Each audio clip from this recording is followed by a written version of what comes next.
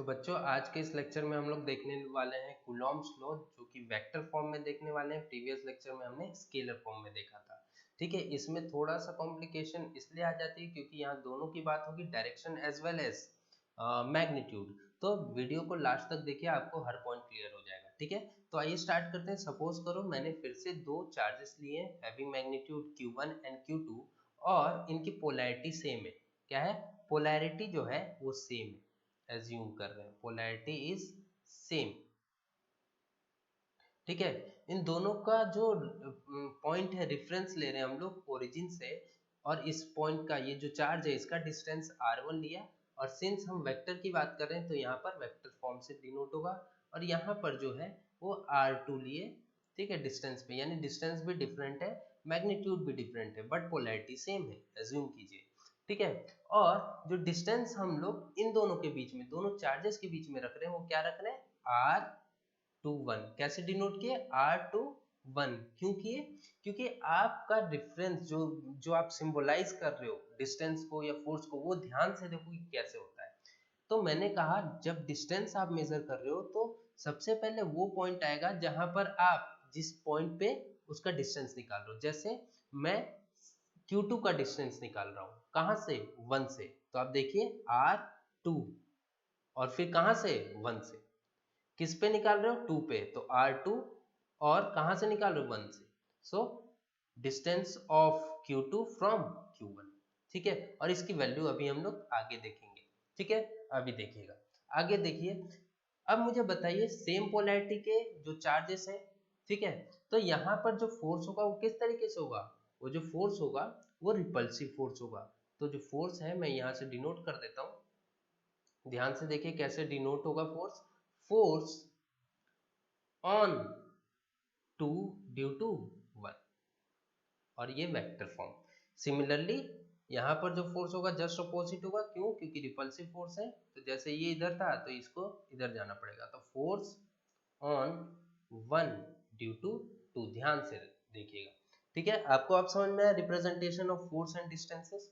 ठीक है, अब बात करते हैं हम, जैसे कि हमें पता है कि फोर्स जो है प्रीवियस लेक्चर में देखा था directly proportional to Q1 and Q2 है, inversely proportional to the square of the distance है। तो यहाँ पर जो हमने फॉर्मूला निकाला था वो ऐसे निकाला था बच्चों, है ना, Q1 Q2 अपॉन r का स्क्वायर। बट ये जो है ये क्या है? स्केलर फॉर्म है। क्या है? Scalar form.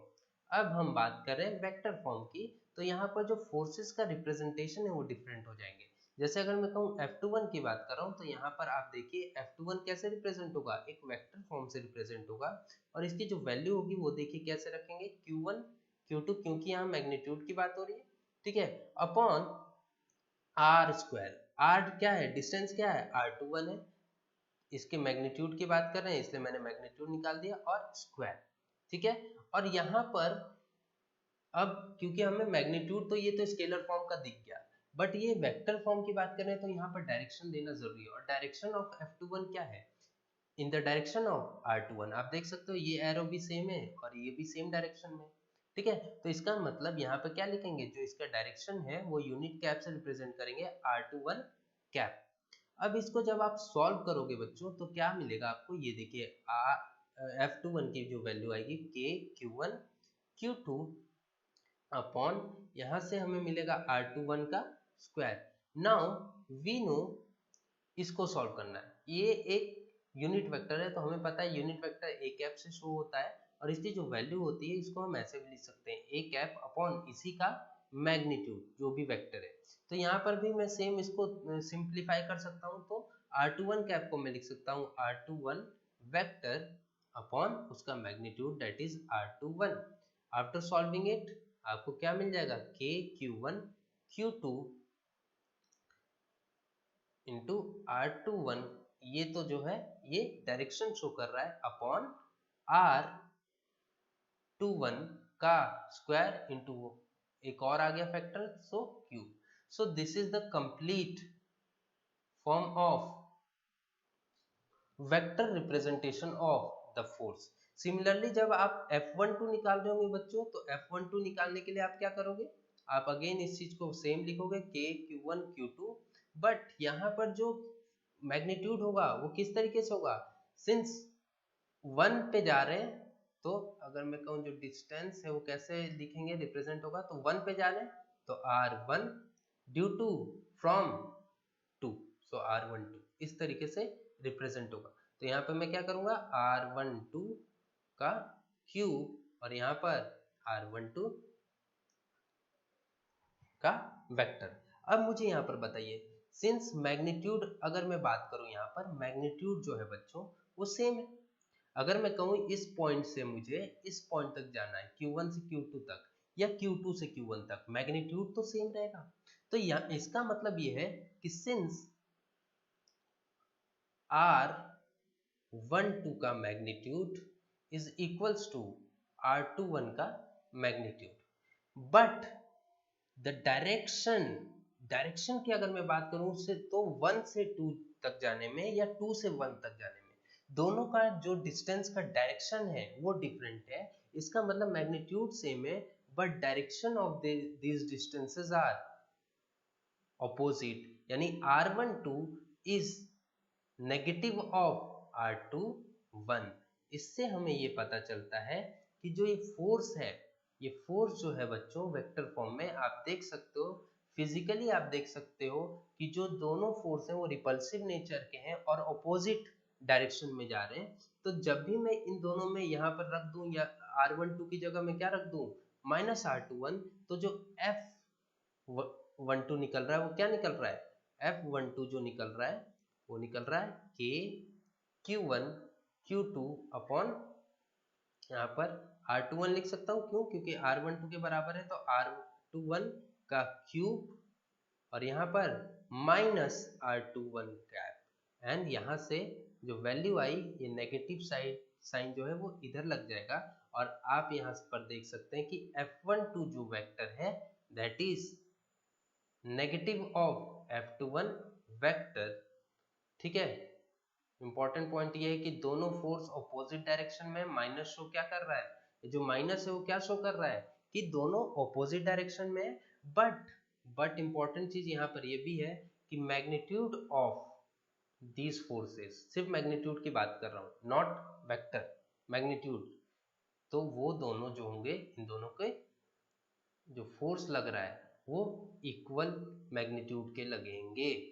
बात समझ में आई, एक पॉइंट क्लियर है। आइए थोड़ा सा और इंपॉर्टेंट चीज ये देखते हैं कि R21 की वैल्यू यहाँ पर कैसे फाइंड आउट करें। तो मुझे बताइए बाय किस तरीके से हम वेक्टर्स को ऐड करते हैं। दो लॉज हमने पढ़े थे, parallelogram law of vector of addition and triangle law of vector addition. तो यहाँ पर मुझे बताइए यहाँ पर कैसे हम, अगर R21 की वैल्यू निकालनी है तो मेरे पास सपोज करो दो वेक्टर्स हैं और हेड टू टेल कनेक्टेड है, देख सकते हैं इसका हेड ये है और टेल ये है, इसका हेड ये है और टेल ये है, तो ये दोनों हेड टू टेल कनेक्टेड है। और तीसरा वेक्टर जो होता है वो इस तरीके से होता है जो कि हेड टू हेड कनेक्टेड होता है और यही रिजल्टेंट होता है। ठीक है, ये क्या होता है आपका रिजल्टेंट। यहाँ पर देखिए ये जो पॉइंट है वो दोनों टेल कनेक्ट कर रहे हैं, यहाँ पर आप देखेंगे तो ये जो पॉइंट है वो दोनों टेल के हैं इन दोनों वेक्टर्स के। ठीक है, तो इसका मतलब एक को मैं R1 वेक्टर ले रहा हूँ और दूसरे को R2 वेक्टर ले रहा हूँ।